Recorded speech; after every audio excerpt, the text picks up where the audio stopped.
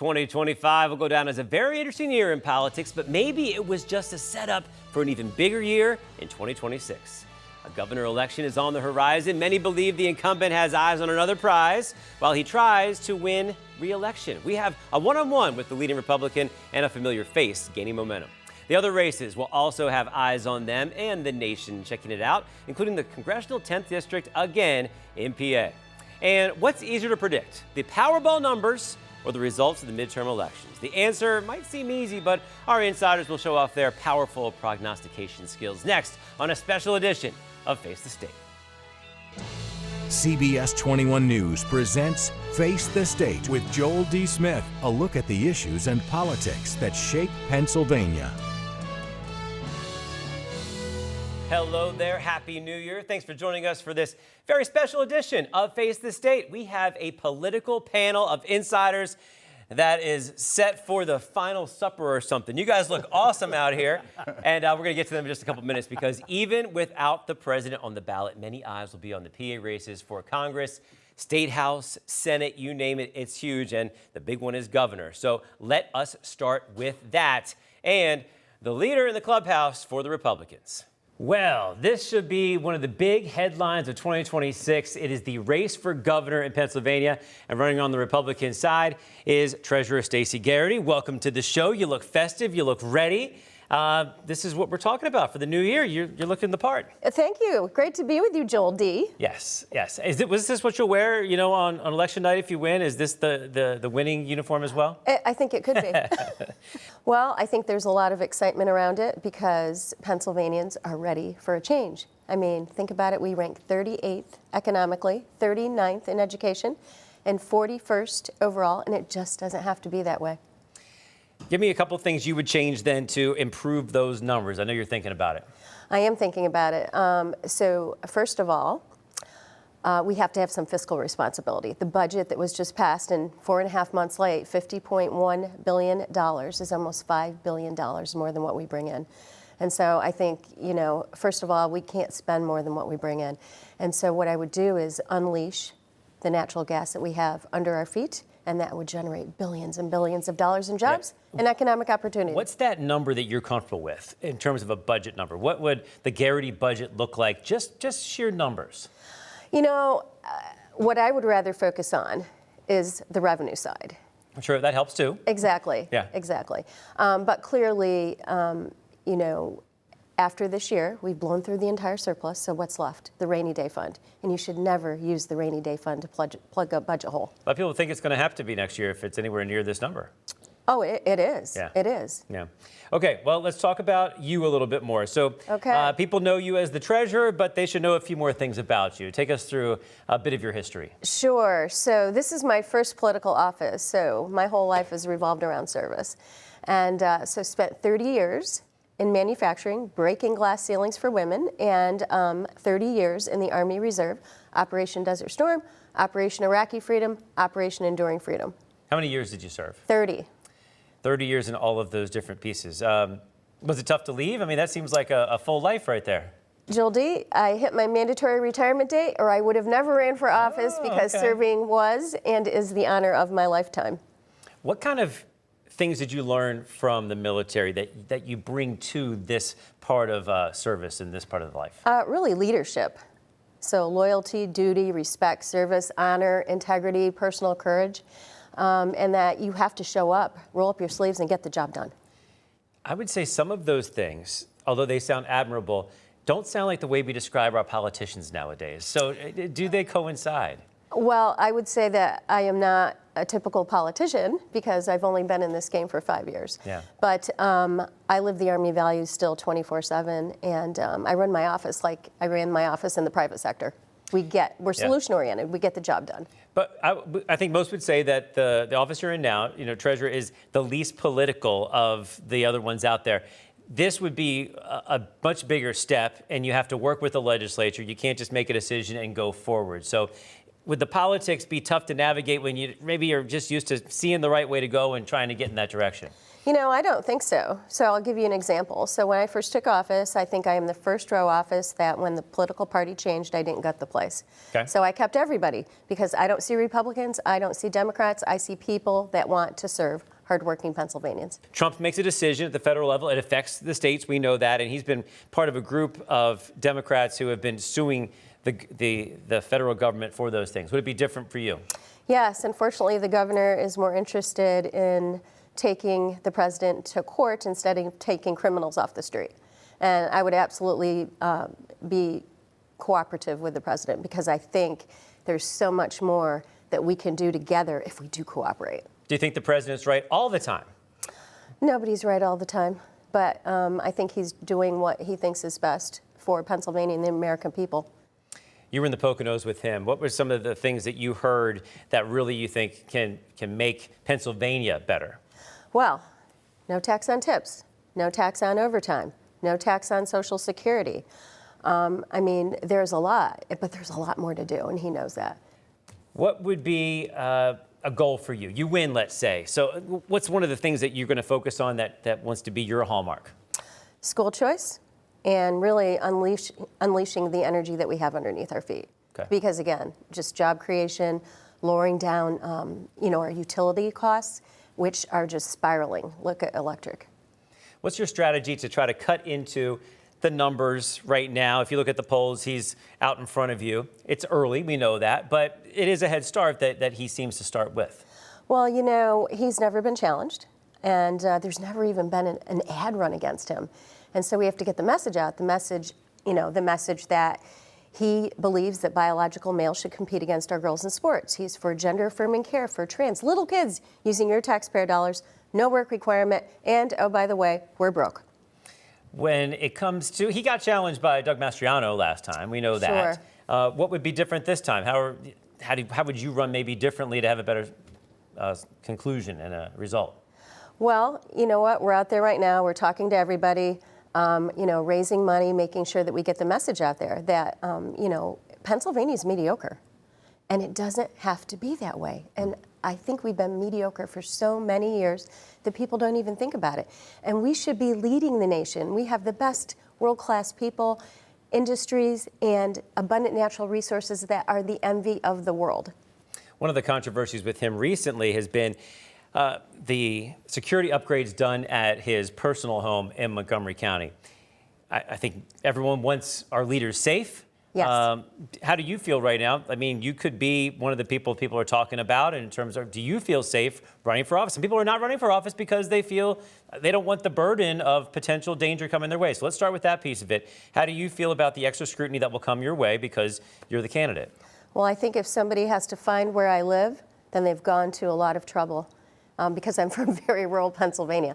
And of course we want the governor to be safe, but I think he should probably, when he sells his house, pay the Commonwealth back the money that he used for landscaping, for taking his neighbor's property, for the fencing. Would you miss being treasurer? I love being treasurer. I always say every day that I get to wake up and serve Pennsylvanians is truly a blessing. So you would miss the job a little bit? Yes, absolutely. But you would accept the promotion to the next one? I'd take the promotion. Yeah. Are you up for this in terms of just like, it's going to take a lot. You're going to get, criticized by him, I'm sure, I'm sure. And they're going to try to find things with you. You've seen how the ads run sometimes. They get personal, you got to be ready for all that. I'm ready. I mean, I served in a war zone 3 different times, so. There's the answer. Yeah, I just will be figuratively shot at instead of literally. Okay, the words are something you can handle. Yes. Okay, sounds like you're ready. I mean, obviously you dress for the part. We know that's there as well. Happy New Year to you, and I'm sure we'll see you in the coming year as well. Happy New Year, Joel D. Good to see you. All right, folks, we are not done yet. Much more coming your way after this. I'm just not sure everyone will be dressed as fun as we are. I mean, I tried to get these people to dress up a little better. I'm not sure it really happened. All right, listen, so we did reach out to the governor's office. We tried to get a one-on-one with him as well. They declined. They said he hasn't officially announced he's running yet, so we'll see what happens in the future. They denied our requests. But we did get one question in recently when he was in Lancaster earlier this month, and we said, okay, what are your plans for 2026? We're going to continue to bring Democrats and Republicans together to get stuff done, continue to build on the success we've had on education, safety, and economic opportunity. Those have been the three constant pillars of my work. And let's look at the results. We've invested more in education, and graduation rates are up. The number of teachers are up. All the indicators on education are moving in the right direction. On safety, I made a commitment that we would hire 2,000 more police officers. We're at nearly 1,900 now. We're going to hit that 2,000 number. And crime across the Commonwealth is down 11%. Fatal gun violence is down 42%. We're going to continue to invest in making sure our communities are safe. On economic growth, look at what we're announcing here today. This is yet another example of the progress we've made. We're going to double down on our efforts to create more jobs and economic growth.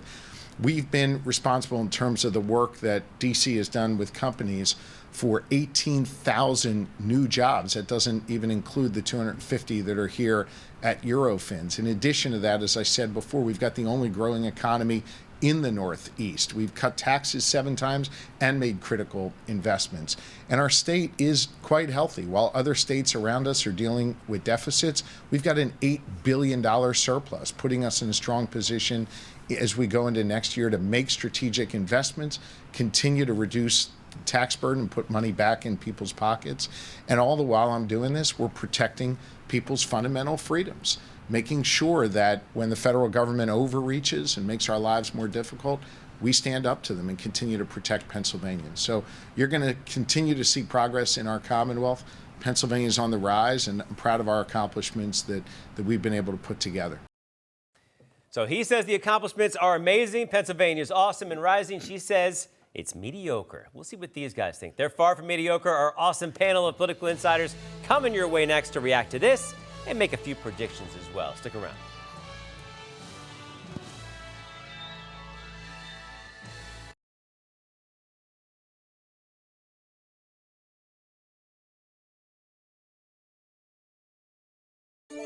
All right, let's get them started. I don't know how they stayed quiet for so long. Our CBS 21 political insiders are here. Democratic strategist Tony Lepore, Brittany Crampsey is here as well. On the Republican side, we have Mike Regan and Charlie Giroux.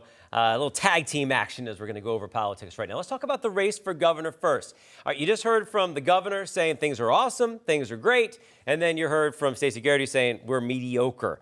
Well, let's get your response first, Mr. Lepore. So I got to say, she does a fine job as treasurer, a fine job. But whoever is advising her to say, A, Trump can do no wrong in Pennsylvania, and B, that Pennsylvania is mediocre, is doing her a great injustice. I shut down the minute she said that. Pennsylvania is leading the way. She started coming up with numbers that made no sense whatsoever. Okay. Well, statistics connected to nothing. All right, finish off that thought. I don't know if I need to add a whole lot more to that, but I think that she needs to worry more about the primary where she's down 20 points before she would go against Josh Shapiro where she's down probably 40. Okay, so the mediocre comment first. Was that the right style? Well, before I get into that, I want to say that after your comment about her clothing, I hope that the folks on election night don't witness I was that. there dressed up well as well. She wanted to match my clothing as well. So, if you step up one of these days, we'll be set. Look, Josh Shapiro is famous for taking credit for something he had nothing to do with. And this is just another example, the rhetoric that you just heard, of him shouting out 2,000 new police officers. Where did they come from?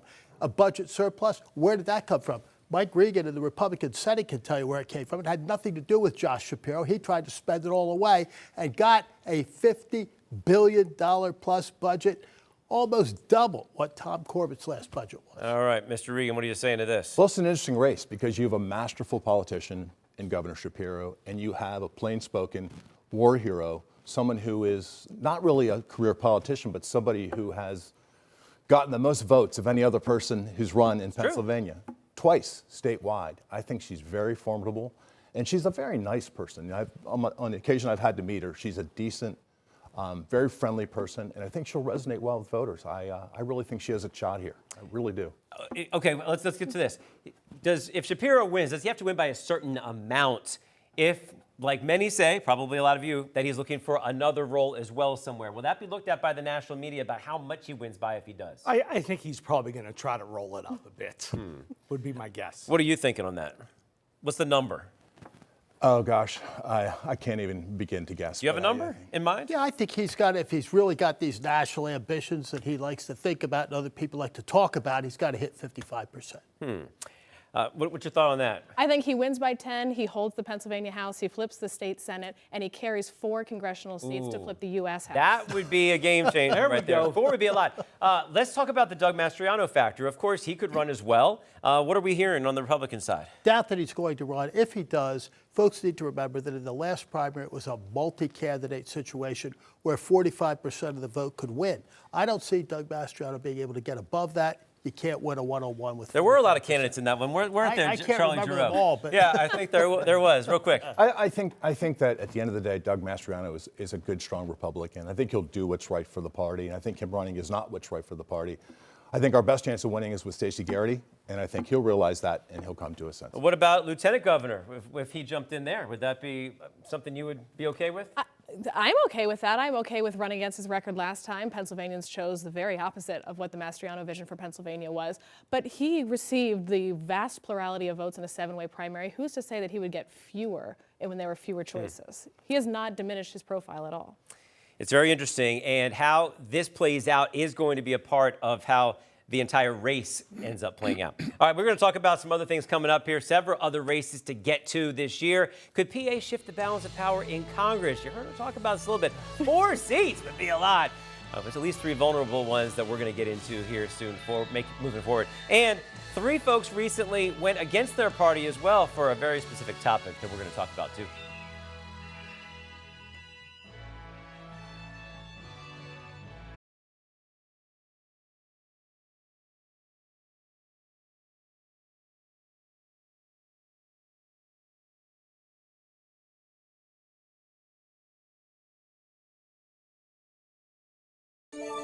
Let's get back to it with our political insiders on this very special edition of Face the State. We're talking about the governor's race a little bit earlier. Now let's get on to the bigger picture when it comes to Congress. We know how close things are, and PA could be the difference again. She says 4 seats could flip. What do you think? I'd advise anybody that listened to Brittany looking into her crystal ball to never go to Las Vegas with her. But the 10th is not going to flip. Janelle Stelson's frankly a weak candidate above and below the surface. Scott Perry has a strong record. He's won repeatedly. And these close elections, 5,000 votes, close. It was close-ish, and she was ahead most of the night until York came in late. Let's start with, though, when it comes to Stelson against Douglas. She does have someone to run against, even though the governor has endorsed Stelson. How much of a contest would that be? I think it's more of a demonstration of excitement on the Democratic side, that Perry is not seen as unbeatable, that multiple people want to get in this race. They want to have an exchange of ideas, and then we'll take our best candidate into the fall against Perry because his support is dwindling. He is not growing anywhere, and he is so closely tied to a very unpopular president. I think next year is the year we get him. I'm going to push back for a second. Wasn't that the same scenario last time? No, Democrats had a pretty poor year in 24. We did not succeed in winning a lot of congressional seats that were close. Those ones we're going to take another whack at this coming year. Pennsylvania went to Trump. Of course, there was trickle-down effects for. Well, that's how it turned out. But going in with some of the same talking points. What's different this time? You think? This is our year. No ifs, ands, or buts about it. Our year, Donald Trump. That's our year, and that's what it is. Donald Trump. Just talking about him the whole time. Donald Trump. That's all we got to say. Did that work last time? Did that work last time when they talked about him? Right now, at this moment in time, snapshot, Trump is polling at 50%. I love the fact that Democrats are throwing hundreds of millions of dollars at trying to beat Scott Perry every 2 years, and they're never successful. I heard all the same optimism coming the last, 8 years in a row, and he keeps on winning. And he'll win this time, too. And he'll win it being Donald Trump's guy. It's fool's gold. Ooh. Okay, well, are any of the other congressional seats you think really, what's the target going to be? We know that those 3 are always close, more than Lehigh Valley area and outside. Quite a few. So there's one in Bucks County, PA 1, with Fitzpatrick in it. Another really well-funded, well-known, well-liked Democratic candidate, Bob Harvey. We're going to try to take back the Susan Wild seat in the Lehigh Valley, and then if you go a little bit further north, you have Rob Bresnahan, who continues to stumble on mistake after mistake in that district. I actually think that's the number one. That's the one? Seat up there. I think that's the number. Even one more than Perry? Yes, I think that's the seats that's going to fall first, and then the other 3 will fall next. Well, if it comes down to a topic, is health care the one? I mean, for all these years, we know the Republicans don't like Obamacare, but here we are again without a real plan moving forward. Is that going to be the storyline of 2026? I mean, I think it's definitely what the Democrats want to talk about. But I think when you talk about, immigration policy and making our cities safer and all those things, that carries the day. That's the things that people talk about around the dinner table. I think that that's the most important thing. Keeping America safe, keeping America power, strength, peace through strength. Those are the things that people. The Republicans need a health care plan. They do, but we'll see what they come up with in 2026. But the economy is always the issue. Yeah. We're going to have a robust economy in 2026. You watch how good it gets. For how liberal the wing gets, we saw Mondani, he has some success. Some other cities have. Is that going to be the storyline moving forward? How left the Dems go? I think it's actually going to be about how popular progressive ideas are, Okay. about making healthcare affordable, childcare affordable, making affordable, accessible higher education available to everybody. Those are ideas that polled very well and performed very well in New York, and I think they're popular everywhere. Are they popular everywhere? Let me tell you, we're talking about the economy. I just paid my electric bill. It's $150 higher than it was last year. I think that is what's going to drive everybody out to the polls. Let me if I can We add all something. agree on that, actually. Last So word. the GDP just came out today. It's growing 4.3%. That's the highest it's been in a long, long time. The Trump economy is working. And affordability now is not going to be a thing that's The going to markets are at an all-time high, and the communists that got elected in New York, if that's reflective of what the Democrats are going to run on nationally, good luck to them. He says okay with that. Hey, we're going to have final word coming up, but they all agree the economy is, as usual, going to be number one. It's just about when the economy makes a move or doesn't. That could be the trick. We'll be right back.